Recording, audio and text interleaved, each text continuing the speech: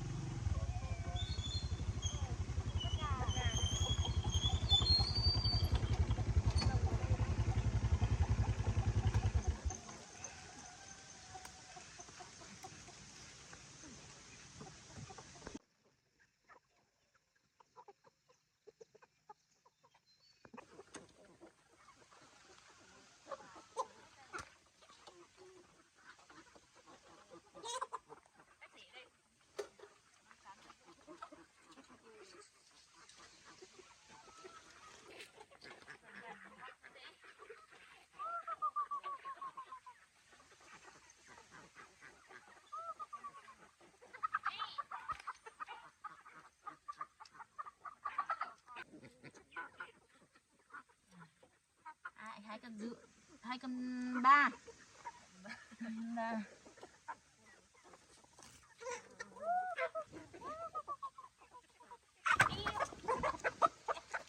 Đang đẻ trứng đấy.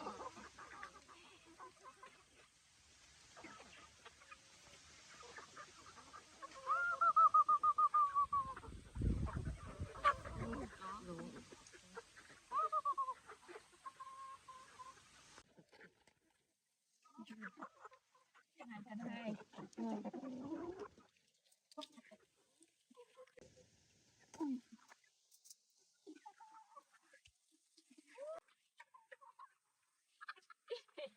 Nó chả dãy mấy nhỉ?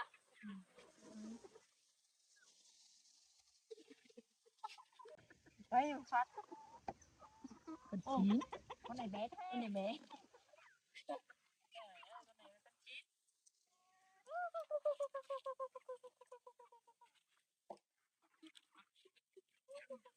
Con chân bé tí, con to.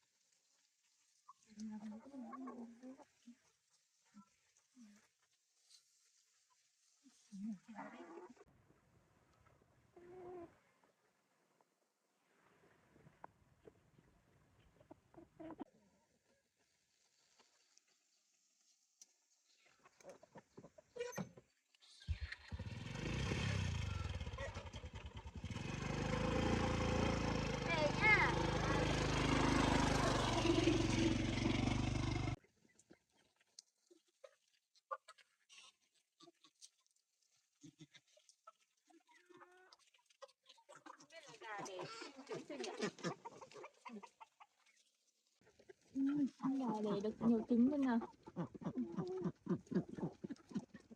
Mấy quả này. Quả này. Đợi tiếp. 2 quả.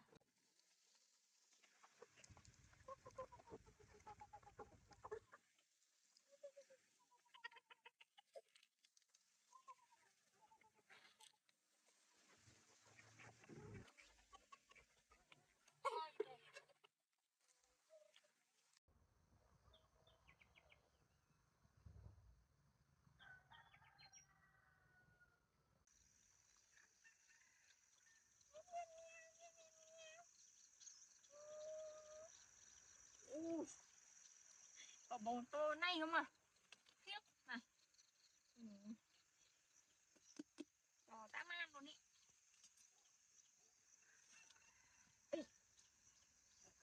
Ê, đúng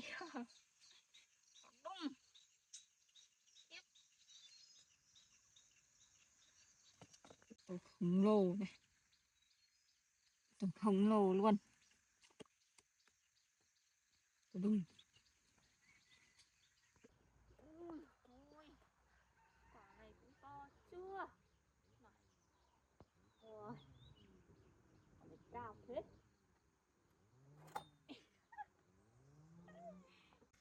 Ui, ui. Bầu to bự.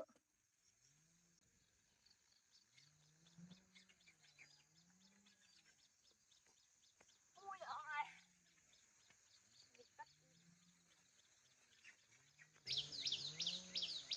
Ui da. Khiếp.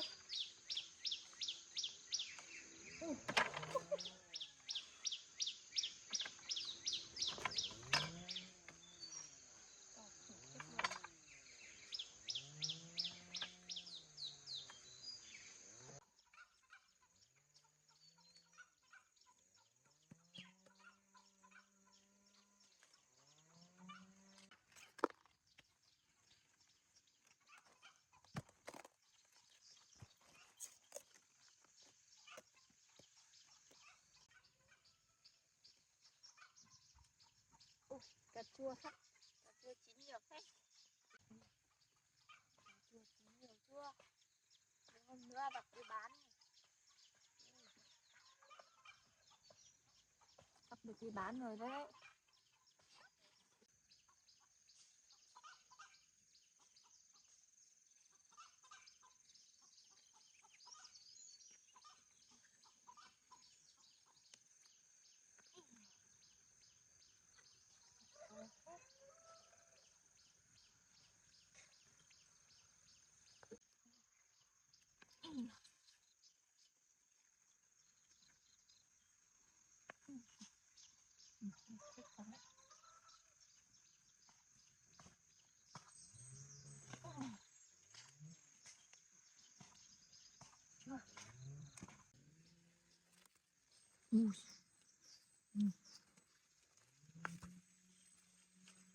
Chưa toàn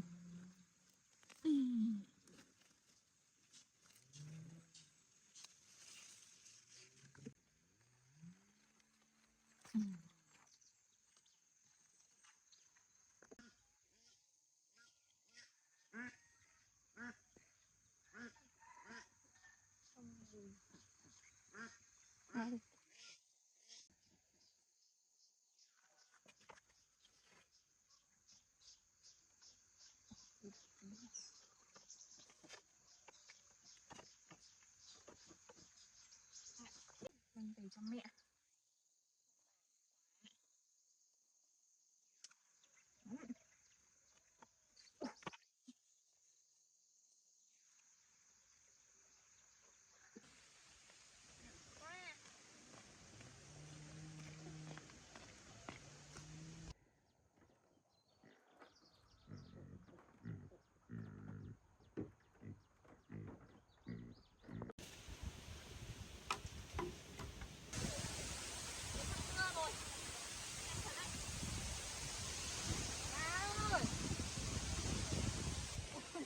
Bầu to quá rồi. Ôi quả này. Quả thì to, nai bạn ăn quả to nhất. Dạ. Cà thì có nói gì? Thôi. Không được. Không to mà. Không được. Không cân nhắc ở tôm mà. Cái bài vô cái kia nha.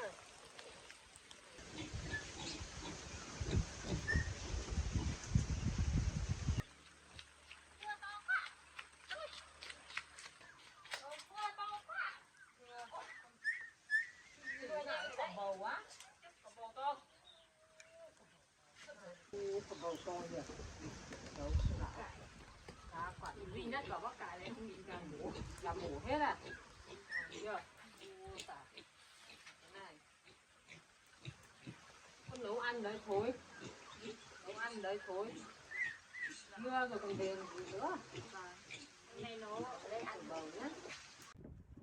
May nhỉ.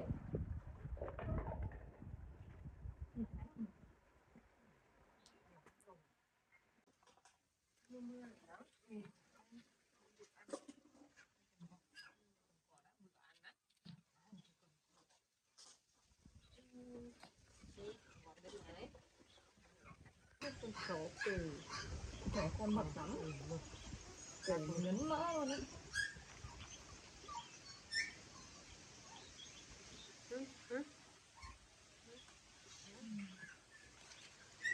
Gắn chút đây. Ngọt nhỉ? Ngọt không? Ngọt không? Ngọt đấy.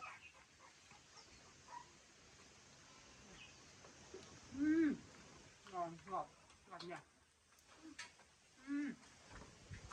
Ngon. Trời mưa rồi. À, có bán cả không? Có. Đấy. Bán rồi. Bán rồi con. Cháu con.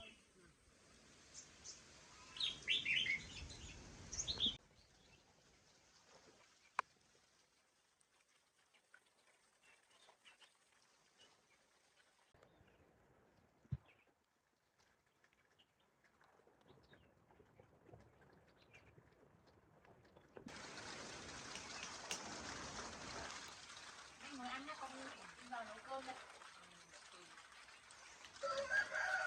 Nặng nhỉ?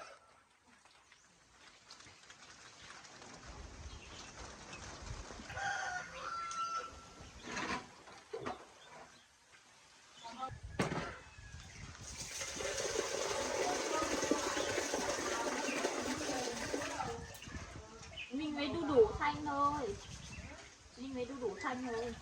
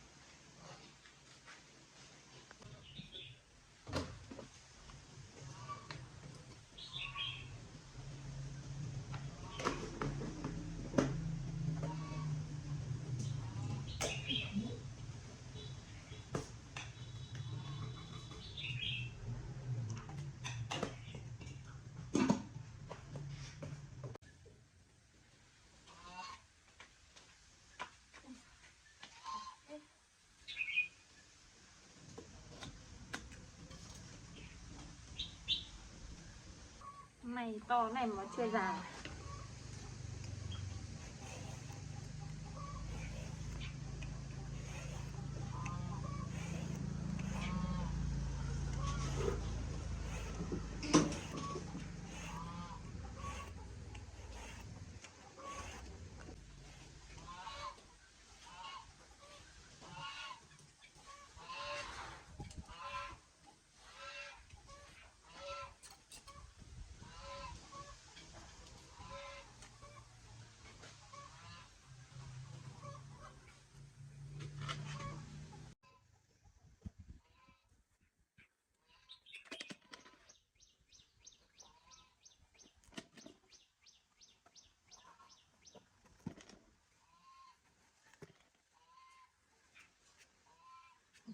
cứng thế.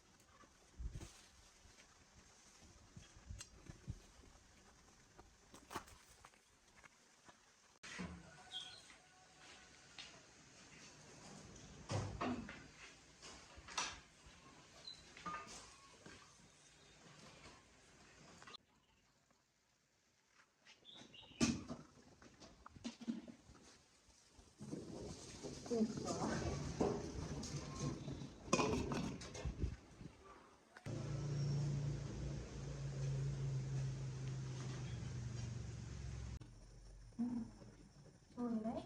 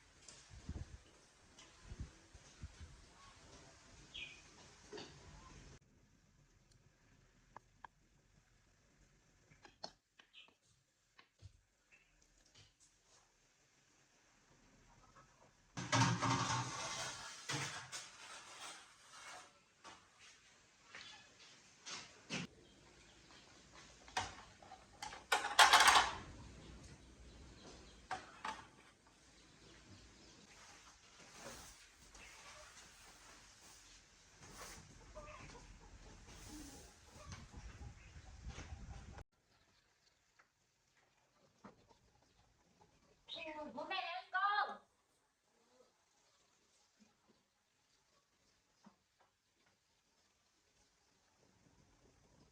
Ăn đây này. Bố mẹ muốn thấy muốn nói.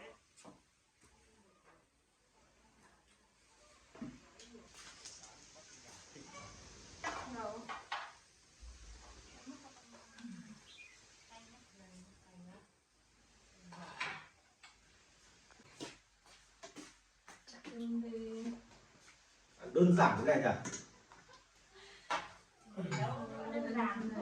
Cái sáng này mình bận gì à?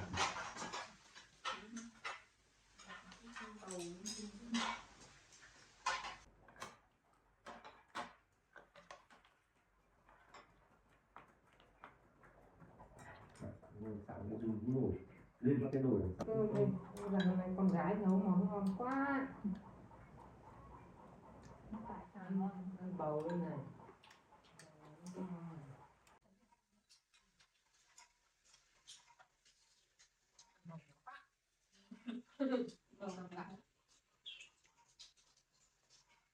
Không lận à?